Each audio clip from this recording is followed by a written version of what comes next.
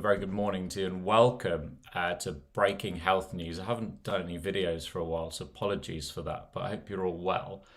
I saw this morning. I was absolutely, doesn't surprise me, following Watford's promotion, and I was very sad to see loads of Watford fans participating in absolutely moronic behaviour, jumping in the pond after we got promoted.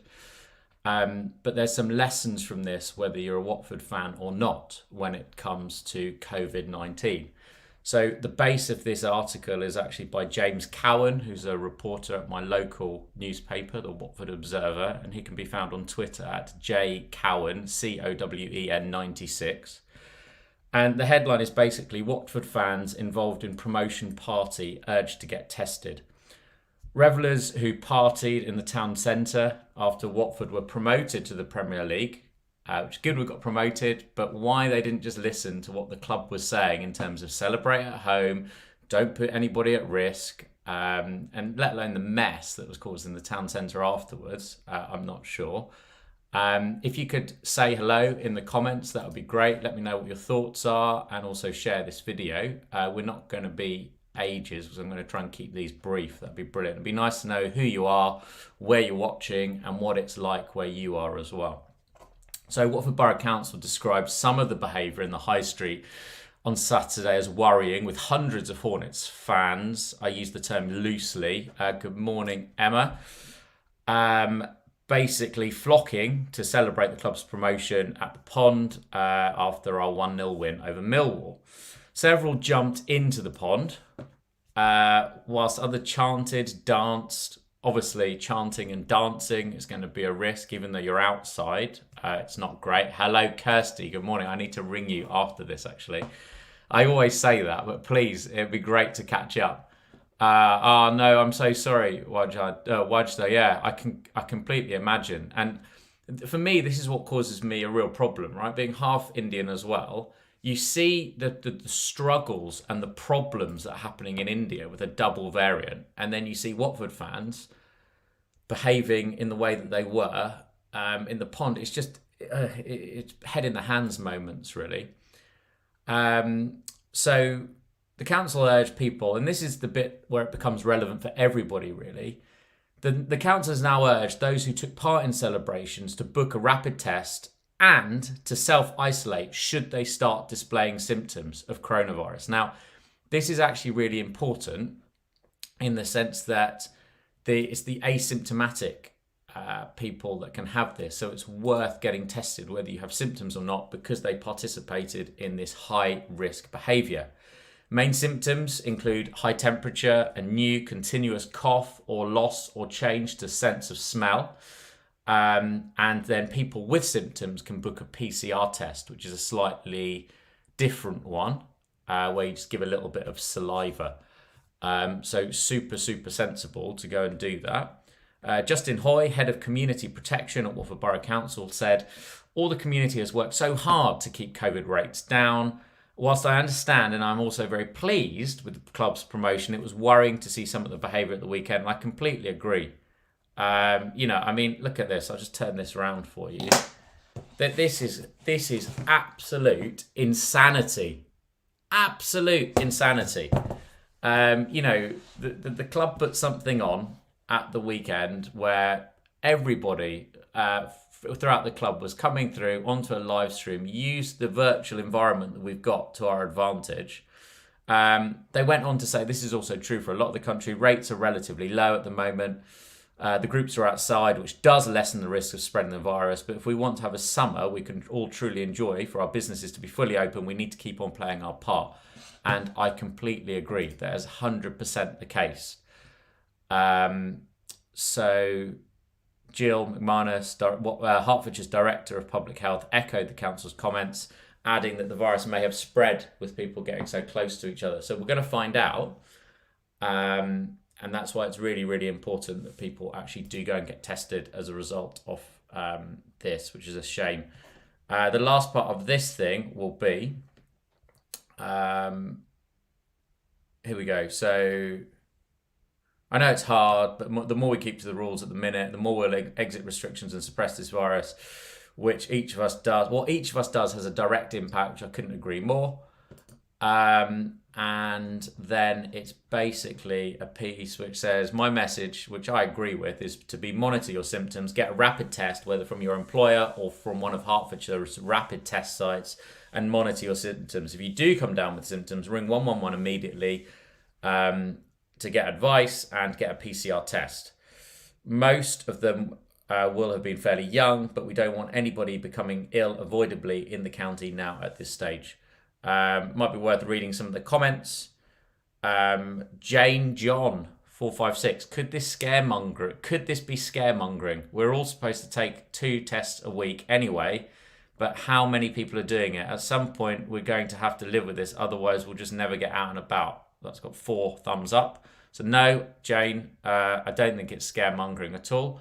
I think it's really, really important that we do it. And B, I completely agree. I think that is a shame, and it is selfish behaviour, and it's just silly, really, isn't it? Harry H. Hornet, don't remember this advice after the BLM protests, which 25 upvotes. Duck Fan 10, watch out for the politically correct police coming after Harry H. Hornet. I'm sure Harry's concerned. Deleted comment. Then there's some more things. Deleted. I'm guessing by the Watford Observer. I don't know. Deleted. So there's a lot of love in this comment.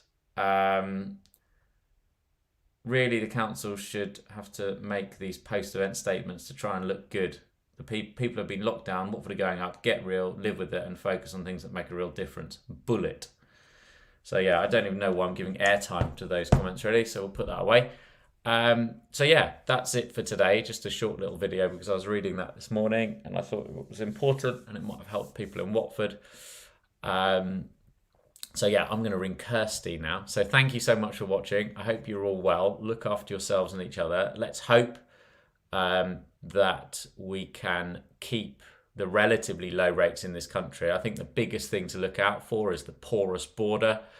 The strict quarantine hotels with testing are going to be absolutely essential moving forward into this next phase of the pandemic, because we know that if you look at what's happening in India and Brazil and even other countries further afield like Tanzania, that there's various things that are happening, which is a problem.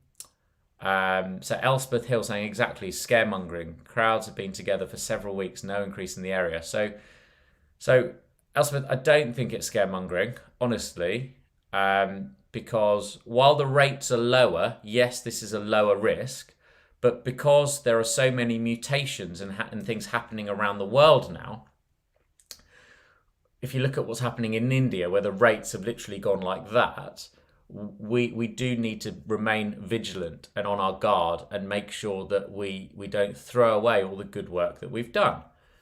And the reason being, in that regard, is this is a virus that has got the potential to overwhelm any healthcare system in the world. And I don't think people realise how close we came to overwhelming the UK system in December, just before Christmas, which was down to the Kent variant predominantly.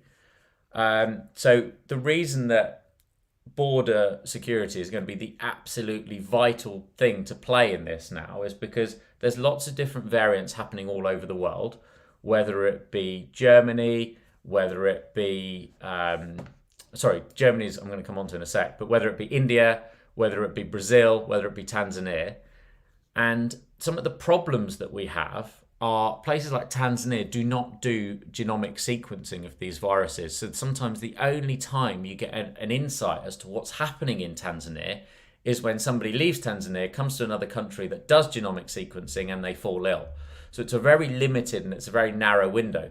But what we do know, and this is not scaremongering, this is just being aware to the global media and see what's happening, is that hospitals in India are running out of oxygen. They need armed guard to transport supplies of oxygen all over the country. This is not just in small rural hospitals. This is in very well-off, affluent areas. Big cities are struggling.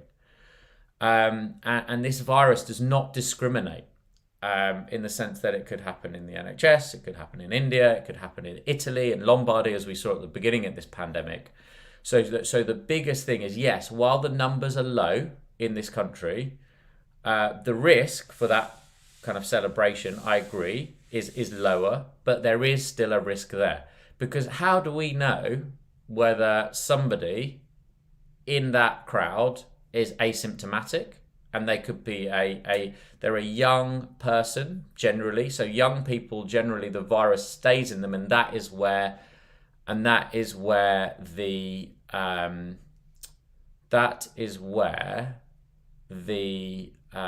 mutations happen, because young people are very fit, so the virus will survive, and then that's where the mutations happen. Elspeth makes a comment in terms of the numbers up in India and what percentage vaccinated. Less, I don't know the numbers to hand. It's maybe 100 million, I think, or something. But it's a smaller percentage. But if you look at what happened in India, you had 10 million people gathering for religious festivals. So thankfully there wasn't 10 million people in Watford, but the principles remain the same, because all these people gathered, and then it spreads like absolute wildfire. So I tell you what, I'm going to leave at 15 minutes. If you guys got any questions, comments, please put it in the comments there. That would be great. Because then I'm going to ring Kirsty, because I need to catch up with Kirsty. So she's clearly up and about, hopefully, before she goes to work. If anyone who's healthcare professionals that are watching as well, I'd be really interested to hear. Elmo cheered me up. Yeah, Elmo cheers me up as well, LinkedIn user. Pleasure. Absolute pleasure. It's really important that we remain vigilant, remain on guard. We look at what's happening globally, because this is a global problem and nobody's safe until everybody's safe. So I was really pleased to see Matt Hancock and other people in the UK government sending out supplies to India, because that's absolutely the right thing to do. But this is a global health security problem, and all it takes is one person to come in with a new variant that we're unaware of, and then look what happens. So yeah, we need to be really careful. So I'm glad Elmo cheered up the LinkedIn user. That's brilliant news. I've also got a limited edition Percy pig. You'll be pleased to know. So I might rotate them between Elmo and Percy, or I might just leave Elmo there. I haven't quite decided yet. But yeah, I hope you guys are all well, looking after yourselves. What's this? India, look closer. TV footage has had film from a gas leak in 2020. Okay, I don't know about that. I haven't seen that, but sometimes they use stock footage.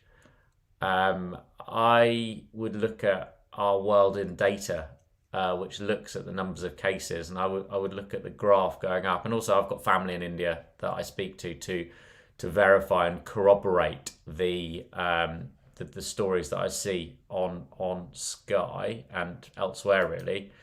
And that's what I've been doing throughout this pandemic. As part of my MD that I'm doing at Hull York Medical School, which is what is the impact of an interplay between social and mainstream media when it comes to global public health communication. So I don't post every day because I don't think it's necessary. And I only post when there's stuff to say that I've researched and I understand and I'm aware of. So I do, just to reassure you. What is Elmo doing there? Monique, how you doing? Elmo, I found the other day, so I adopted him. But yeah, Elmo's not a Muppet, is he? I think Elmo's Sesame Street. Unlike the Muppets in Watford Town Centre when Watford got promoted. So thank you everybody for the messages of congratulations for Watford being promoted. I really, really appreciate it. And yeah, look after yourselves and each other. Take care, and I look forward to seeing you really, really soon. Cheers.